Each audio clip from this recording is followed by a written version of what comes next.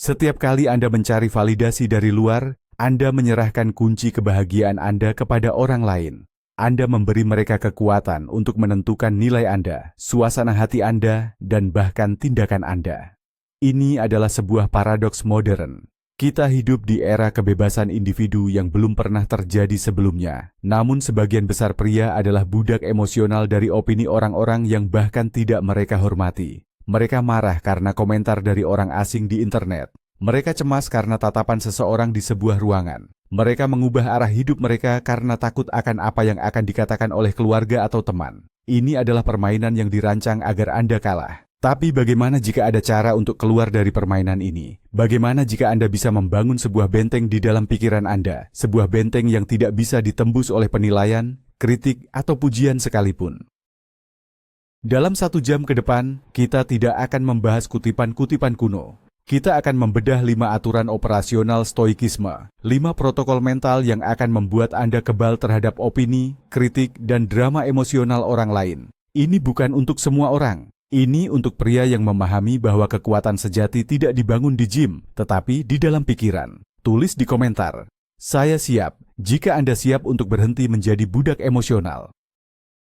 Mari kita jujur. Dunia modern adalah medan perang psikologis. Setiap hari, Anda dibombardir oleh ribuan opini. Melalui media sosial, berita, lingkungan kerja, bahkan lingkaran pertemanan Anda. Platform-platform ini dirancang untuk memicu reaksi emosional. Kemarahan, kecemburuan, ketidakamanan, semua ini adalah mata uang bagi mereka. Otak kita secara biologis terprogram untuk peduli pada penilaian sosial. Di zaman prasejarah, penolakan dari suku berarti kematian. Jadi, kecemasan sosial ini adalah sisa dari mekanisme pertahanan kuno. Masalahnya, di dunia sekarang, mekanisme ini tidak lagi berfungsi untuk melindungi Anda. Sebaliknya, ia melumpuhkan Anda, membuat Anda ragu-ragu saat harus mengambil risiko, membuat Anda diam saat seharusnya berbicara, membuat Anda mengejar tujuan yang bukan milik Anda, hanya untuk mendapatkan tepuk tangan dari penonton yang tidak peduli.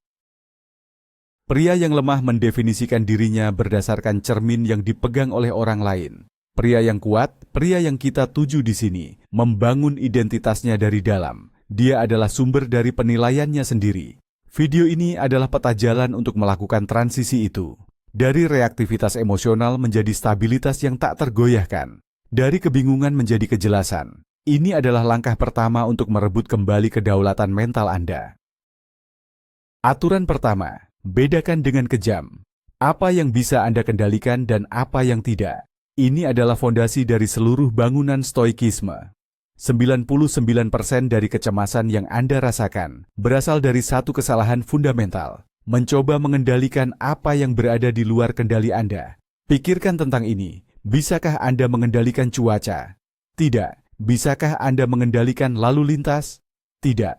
Bisakah Anda mengendalikan apa yang dipikirkan orang lain tentang Anda? Sama sekali tidak. Opini mereka adalah produk dari pengalaman hidup mereka, bias mereka, suasana hati mereka saat itu, jutaan variabel yang tidak ada hubungannya dengan Anda. Mencoba membuat semua orang menyukai Anda adalah seperti mencoba memerintahkan hujan untuk berhenti. Itu adalah tindakan kegilaan yang sia-sia dan menguras energi. Pria biasa menghabiskan energi mentalnya yang berharga untuk hal-hal ini. Dia terobsesi dengan apa yang akan mereka pikirkan. Pria stoik, sebaliknya, adalah seorang ahli strategi energi mental. Dia mengalokasikan 100% fokusnya pada domain kekuasaannya yang absolut. Pikirannya sendiri, tindakannya, dan responsnya. Saat seseorang mengkritik Anda, alih-alih bereaksi, tanyakan pada diri sendiri pertanyaan sederhana ini. Apakah opini ini ada di dalam kendali saya? Jawabannya selalu tidak. Yang ada dalam kendali Anda adalah bagaimana Anda menafsirkan opini itu dan bagaimana Anda memilih untuk merespons. Inilah titik di mana Anda mengambil kembali kekuatan Anda. Mari kita perdalam konsep ini. Ini bukan tentang menjadi pasif atau apatis, justru sebaliknya. Ini adalah tentang menjadi sangat efektif. Bayangkan seorang pemanah. Dia bisa mengendalikan prosesnya, bagaimana dia berdiri, bagaimana dia menarik busur, bagaimana dia membidik. Tapi begitu anak panah dilepaskan, dia tidak bisa mengendalikan angin, kelembapan, atau gerakan target yang tiba-tiba. Pemanah yang bijak fokus pada apa yang bisa dia kendalikan, eksekusinya, dan menerima hasil apapun yang datang. Dia tidak marah pada angin. Opini orang lain adalah angin. Anda tidak bisa mengendalikannya. Yang bisa Anda kendalikan adalah anak panah Anda, integritas Anda, etos kerja Anda, karakter Anda. Fokuslah untuk menjadi pria yang Anda hormati, bukan menjadi pria yang dihormati orang lain. Kehormatan dari luar adalah produk sampingan, bukan tujuan. Inilah pergeseran pola pikir yang membedakan amatir dari profesional dalam permainan kehidupan. Amatir menginginkan hasil yang tidak bisa dia jamin. Profesional jatuh cinta pada proses yang bisa dia kendalikan. Ketika Anda benar-benar menginternalisasi dikotomi kendali ini, sesuatu yang ajaib terjadi. Kritik tidak lagi terasa seperti serangan pribadi. Itu hanya menjadi data. Pujian tidak lagi membuat Anda sombong. Itu hanya menjadi informasi. Anda menjadi pusat gravitasi Anda sendiri. Aturan kedua, bangun benteng batin Anda. Marcus Aurelius, seorang kaisar Roma dan filsuf Stoik, berbicara tentang citadel atau benteng di dalam pikiran, tempat di mana jiwa bisa menarik diri dan menemukan kedamaian, tidak peduli betapa kacaunya dunia luar. Benteng ini tidak diberikan secara cuma-cuma, ia harus dibangun, batu bata demi batu bata, melalui latihan dan disiplin mental. Opini orang lain adalah pasukan pengepung. Mereka akan selalu berada di luar gerbang, berteriak, menembakkan panah api berupa kritik dan penghinaan. Jika pikiran Anda adalah gubuk jerami yang reyot, satu panah api saja sudah cukup untuk membakarnya habis. Tetapi jika pikiran Anda adalah benteng batu yang kokoh, Anda bisa mengamati kekacauan di luar dari menara pengawas Anda dengan ketenangan yang dingin. Bagaimana cara membangunnya? Pertama, melalui refleksi harian. Luangkan waktu setiap pagi atau malam untuk memeriksa pikiran Anda. Apa yang mengganggu Anda hari ini? Mengapa itu mengganggu Anda? Apakah itu sesuatu yang bisa Anda kendalikan? Proses ini seperti seorang insinyur yang memeriksa tembok bentengnya, mencari retakan dan memperbaikinya sebelum musuh bisa memanfaatkannya. Kedua, latih ketidaknyamanan secara sukarela. Mandi air dingin, berpuasa, lakukan latihan fisik yang berat. Ini melatih pikiran Anda untuk memisahkan diri dari sensasi fisik, yang pada gilirannya membuatnya lebih mudah untuk memisahkan diri dari rasa sakit emosional. Benteng batin ini didasarkan pada satu kebenaran mendasar. Tidak ada yang bisa menyakiti Anda tanpa persetujuan Anda. Epictetus berkata, bukan hal-hal itu sendiri yang mengganggu kita, tetapi penilaian kita tentang hal-hal itu. Seseorang menyebut Anda bodoh. Kata itu sendiri hanyalah getaran di udara. Ia tidak memiliki kekuatan inheren. Ia hanya mendapatkan kekuatan jika Anda memberinya izin untuk masuk ke dalam benteng Anda dan Anda setuju dengan penilaian itu. Ya, mungkin aku memang bodoh, dan ini mengerikan. Pria Stoik tidak memberikan izin itu. Dia adalah penjaga gerbang pikirannya. Ketika sebuah opini negatif datang, dia tidak langsung membukakan pintu. Dia menginterogasinya. Dari mana asalmu? Apa niatmu? Apakah kamu berdasarkan kebenaran atau emosi? Apakah kamu berguna bagiku? Seringkali dia menemukan bahwa opini itu adalah pengungsi dari pikiran orang lain yang tidak aman, dan dia menolaknya masuk. Ini adalah latihan aktif. Bayangkan setiap pemikiran negatif atau kritik sebagai seorang tamu tak diundang yang mencoba masuk ke pesta pribadi Anda. Anda memiliki hak penuh untuk mengatakan, tidak, Anda tidak ada dalam daftar. Semakin sering Anda melakukannya, semakin kuat gerbang Anda, dan semakin sedikit tamu tak diundang yang berani mencoba masuk. Aturan ketiga, tentukan nilai-nilai Anda sendiri, dan hiduplah sesuai dengan itu. Pria yang tidak memiliki kode etik pribadi yang jelas adalah daun yang ditiup angin. Arahnya ditentukan oleh hembusan opini populer terbaru. Dia mengubah kepribadiannya tergantung pada siapa yang ada di sekitarnya. Dia mengatakan ya ketika maksudnya tidak, hanya untuk menghindari konflik. Dia adalah bunglon sosial, dan akibatnya dia tidak memiliki inti yang solid. Dia kosong di dalam. Sebaliknya, pria Stoik adalah seorang arsitek. Sebelum membangun apapun, dia membuat cetak biru yang detail. Cetak biru ini adalah seperangkat nilai-nilai inti yang tidak bisa ditawar. Kejujuran, keberanian, disiplin, keadilan, atau apapun yang dia pilih. Nilai-nilai ini menjadi kompas internalnya. Ketika dihadapkan pada sebuah keputusan, atau ketika menerima kritik, dia tidak bertanya, apa yang akan membuat orang lain senang? Dia bertanya, tindakan apa yang selaras dengan nilai-nilai saya? Ini adalah perubahan radikal. Anda berhenti mencari persetujuan dari pengadilan opini publik dan mulai mencari persetujuan dari pengadilan internal Anda sendiri. Dan hakim di pengadilan itu adalah versi terbaik dari diri Anda. Menjadi kebal terhadap opini orang lain bukan berarti menjadi seorang sosiopat yang tidak peduli pada siapapun. Ini berarti memilih audiens Anda. Audiens utama Anda adalah diri Anda sendiri. Mari kita buat ini praktis. Ambil selembar kertas dan tuliskan 3-5 nilai yang paling penting bagi Anda. Bukan nilai-nilai yang terdengar bagus, tetapi nilai-nilai yang benar-benar Anda yakini. Misalnya, integritas. Artinya, kata-kata dan tindakan Anda selaras. Atau mungkin pertumbuhan. Artinya, Anda berkomitmen untuk menjadi lebih baik setiap hari. Atau kebebasan. Artinya, Anda memprioritaskan otonomi dan kemandirian. Sekarang, nilai-nilai ini adalah konstitusi pribadi Anda. Setiap kali seseorang mengkritik Anda, saring kritik itu melalui konstitusi ini. Jika seseorang mengatakan Anda terlalu kaku, karena Anda menolak untuk berbohong demi keuntungan kecil, dan salah satu nilai Anda adalah integritas, maka kritik itu bukanlah sebuah serangan. Itu adalah sebuah konfirmasi. Konfirmasi bahwa Anda hidup sesuai dengan kode Anda. Kritik itu menjadi lencana kehormatan. Dengan cara ini, Anda mengubah dinamika kekuasaan sepenuhnya. Anda tidak lagi menjadi terdakwa yang membela diri di hadapan dunia. Anda adalah hakim tertinggi atas hidup Anda sendiri, dan satu-satunya juri yang penting adalah diri Anda yang berpegang pada standar tertinggi. Ini adalah sumber ketenangan yang luar biasa, karena Anda tahu persis siapa Anda, tidak peduli apa yang dikatakan orang lain.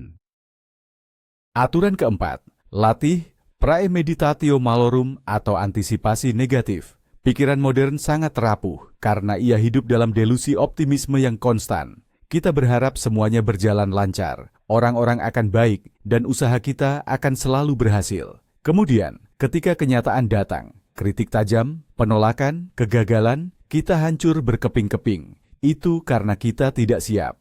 Kaum Stoik memiliki penawarnya, praemeditatio malorum, atau meditasi tentang hal-hal buruk yang mungkin terjadi. Ini bukan pesimisme, ini adalah vaksinasi psikologis. Setiap pagi, luangkan waktu sejenak untuk membayangkan hari Anda. Pikirkan tentang rapat penting yang akan Anda hadiri. Bayangkan skenario terburuk. Ide Anda ditolak mentah-mentah. Kolega Anda mengkritik pekerjaan Anda di depan semua orang. Rasakan sengatan emosionalnya sejenak. Lalu, rencanakan respons Anda. Bukan bagaimana Anda akan membalas, tetapi bagaimana Anda akan merespons dengan tenang dan rasional, sesuai dengan nilai-nilai Anda. Apa yang akan Anda katakan? Bagaimana Anda akan menjaga ketenangan Anda? Dengan melakukan ini, Anda mempersenjatai diri. Jika skenario terburuk itu benar-benar terjadi, itu tidak akan mengejutkan Anda. Anda sudah pernah ke sana dalam pikiran Anda. Anda sudah memiliki rencana permainan. Kejutan adalah yang melumpuhkan kita, bukan peristiwa itu sendiri. Dengan menghilangkan elemen kejutan, Anda melucuti senjata dari kritik dan kemalangan. Latihan ini juga memiliki manfaat sekunder yang kuat. Ia menumbuhkan rasa syukur. Ketika Anda secara teratur merenungkan kemungkinan kehilangan pekerjaan, kesehatan, atau reputasi Anda mulai lebih menghargai apa yang Anda miliki saat ini. Kritik dari atasan Anda terasa jauh lebih tidak penting ketika Anda baru saja menghabiskan 5 menit merenungkan kefanaan hidup itu sendiri. Ini adalah tentang kalibrasi ulang perspektif. Kebanyakan dari kita berjalan dengan termometer emosional yang sangat sensitif. Sedikit komentar negatif bisa menaikkan suhu kita menjadi demam. Praemeditatio malorum menurunkan sensitivitas termometer itu. Anda menjadi lebih tangguh, lebih tahan banting. Anda mulai memahami bahwa sebagian besar hal yang kita khawatirkan sebenarnya tidak terlalu penting dalam gambaran besar. Seseorang tidak menyukai postingan Anda di media sosial, siapa peduli? Seseorang bergosip tentang Anda di belakang? Itu masalah mereka, bukan masalah Anda. Dengan mengantisipasi hal-hal terburuk, Anda membebaskan diri Anda untuk menikmati saat ini dengan lebih penuh, tidak terbebani oleh ketakutan akan penilaian yang mungkin datang atau tidak. Aturan kelima, pilih model peran Anda dengan bijak dan bertindaklah, seolah-olah mereka mengawasi. Seneca, seorang penulis Stoik besar, menyarankan kita untuk memilih seseorang yang kita kagumi, seseorang yang memiliki karakter yang luhur, dan selalu bertanya pada diri sendiri, apa yang akan lakukan dalam situasi ini? Ini adalah peretasan psikologis yang brilian. Ia memaksa Anda untuk keluar dari kepala Anda sendiri yang reaktif dan emosional dan masuk ke dalam kerangka berpikir yang lebih bijaksana dan lebih terukur. Ketika Anda menerima email yang menghina, reaksi pertama Anda mungkin adalah membalas dengan kemarahan. Tetapi kemudian Anda berhenti dan bertanya, apa yang akan dilakukan Marcus Aurelius? Jawabannya jelas bukan membalas dengan kemarahan. Mungkin dia akan mengabaikannya, atau merespons dengan singkat dan profesional, atau mencoba memahami dari mana kemarahan orang itu berasal. Teknik ini secara instan mengangkat Anda ke standar yang lebih tinggi. Anda tidak lagi beroperasi sebagai diri Anda yang biasa, tetapi sebagai versi ideal dari diri Anda yang diwakili oleh model peran Anda. Opini orang-orang biasa menjadi kurang relevan ketika Anda mencoba untuk mendapatkan persetujuan dari para raksasa sejarah atau mentor pribadi Anda. Ini adalah tentang memilih pengadilan yang tepat. Apakah Anda ingin dihakimi oleh massa yang berubah-ubah atau oleh dewan yang terdiri dari individu-individu paling bijaksana yang bisa Anda bayangkan? Lebih jauh lagi, teknik ini mengubah cara Anda memandang diri sendiri. Anda mulai melihat diri Anda bukan sebagai produk jadi, tetapi sebagai seorang murid yang sedang dalam pelatihan. Setiap tantangan, setiap kritik, setiap interaksi yang sulit menjadi sebuah ujian. Kesempatan untuk berlatih menjadi seperti model peran Anda. Ini mengubah kesulitan menjadi peluang. Seseorang menghina Anda di depan umum. Ini bukan lagi sebuah penghinaan. Ini adalah sesi latihan untuk melatih ketenangan di bawah tekanan. Seorang teman mengkhianati kepercayaan Anda. Ini bukan lagi sebuah tragedi pribadi. Ini adalah kesempatan untuk melatih pengampunan dan ketabahan. Dengan membingkai ulang kehidupan Anda sebagai sebuah arena pelatihan, Anda menjadi proaktif, alih-alih reaktif. Anda mencari tantangan karena Anda tahu itu akan membuat Anda lebih kuat. Dan yang terpenting, Anda berhenti peduli pada opini penonton di tribun. Satu-satunya opini yang penting adalah dari pelatih Anda. Model peran yang telah Anda pilih, dan sebagian besar waktu, pelatih itu hanya ada di dalam kepala Anda, mendorong Anda untuk menjadi lebih baik. Anda menjadi mandiri secara psikologis. Ini adalah tujuan akhir dari latihan ini. Jadi, kita telah membedah 5 protokol. 5 lapis dari zirah mental stoik. Pertama, dikotomi kendali, yang membebaskan energi Anda dari hal yang sia-sia. Kedua, benteng batin, tempat perlindungan Anda dari kekacauan eksternal. Ketiga, kompas nilai, yang memberi Anda arah yang tak tergoyahkan. Keempat, antisipasi negatif, vaksin Anda terhadap kejutan dan kekecewaan. Dan kelima, model peran yang mengangkat Anda ke standar yang lebih tinggi. Ini bukan sekadar tips atau trik. Ini adalah sistem operasi yang terintegrasi untuk pikiran seorang pria. Jika Anda hanya mengambil satu hal dari video ini, ambillah ini. Kemerdekaan sejati bukanlah memiliki segalanya, tetapi tidak terpengaruh oleh apapun yang tidak penting. Dan opini orang lain, pada akhirnya, adalah hal yang paling tidak penting. Mereka tidak membayar tagihan Anda. Mereka tidak membangun impian Anda. Mereka tidak akan ada di sisi Anda di saat-saat tergelap Anda. Satu-satunya orang yang akan selalu ada adalah Anda. Jadi, mulailah menghormati opini dari orang itu lebih dari yang lain. Anda sekarang memiliki kodenya. Anda adalah arsitek dari realitas internal Anda. Mulailah membangun. Terima kasih telah berinvestasi selama 1 jam ini untuk diri Anda sendiri. Jika video ini memberi Anda nilai, tunjukkan dukungan Anda dengan menekan tombol suka dan berlangganan. Dari 5 aturan ini, mana yang paling sulit untuk Anda terapkan saat ini? Jujurlah pada diri sendiri di kolom komentar. Mari kita diskusikan.